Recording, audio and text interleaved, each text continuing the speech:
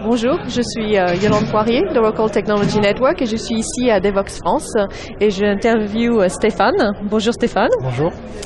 Stéphane, dis-nous un petit peu ce que tu fais dans la vie. Alors je suis architecte logiciel chez Zenexity depuis 2008 et je travaille sur des applications qui utilisent notamment des technologies NoSQL. Ok. Alors pourquoi est-ce que NoSQL est important aujourd'hui? C'est un petit peu nouveau quand même. C'est très important parce que les applications d'aujourd'hui ont besoin de monter en charge très rapidement et de manière très souple. On a beaucoup d'exemples en fait, d'applications qui sont nées, qui étaient très petites à la base et qui se sont développées très très rapidement et ça a posé beaucoup de problèmes. Je pense par exemple à Twitter par exemple, ou même un peu plus lointain Google. Et donc voilà. Ouais. Alors quelles sont un petit peu les différences au niveau technique entre les deux?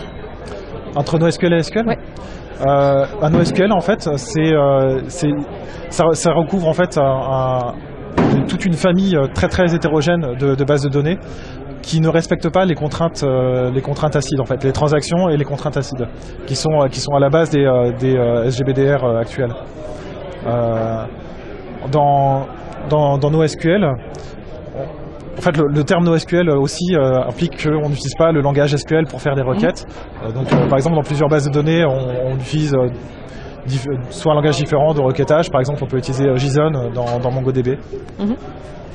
Et l'architecture, alors comment ça s'intègre avec ou quel est l'impact en fait avec de l'architecture?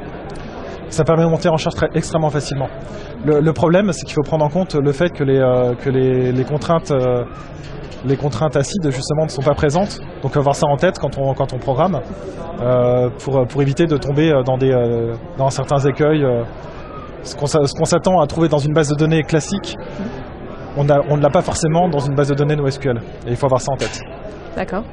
Et tu travailles professionnellement aussi sur le NoSQL, donc quelle architecture tu travailles, avec quel outil? Quel outil?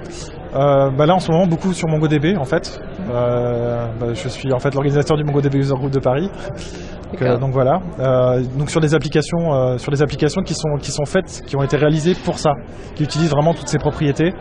MongoDB c'est une base de données documents, donc en fait il faut que l'application construite sur cette base soit modélisée pour correspondre pour utiliser vraiment toute la puissance de MongoDB. Et donc tu organises aussi des événements et des... Oui, le MongoDB User Group, à peu près tous les mois et demi sur Paris. D'accord. Voilà, c'est une communauté qui est en train de grandir très vite? Oui, elle est née en septembre en fait. On a déjà 5 meet-up à notre actif. Le dernier était hier au Devoxx, qui s'est très très bien passé. On a souvent des intervenants de chez Tengen, qui est la boîte qui fait MongoDB. Donc les présentations sont souvent de très très bonne qualité au niveau technique. Et on a aussi des présentations qui sont plus abordables aussi pour les gens qui veulent simplement découvrir la base ou même découvrir le NoSQL en général, parce qu'on n'est pas non plus sectaire. Voilà. D'accord. Et tu as fait quelques présentations à Devoxx France? Alors pas à Devoxx France, mais au sein du MongoDB User Group notamment. D'accord. Merci d'être venu nous parler de NoSQL. Merci. Je savais plus quelle question te poser à la fin.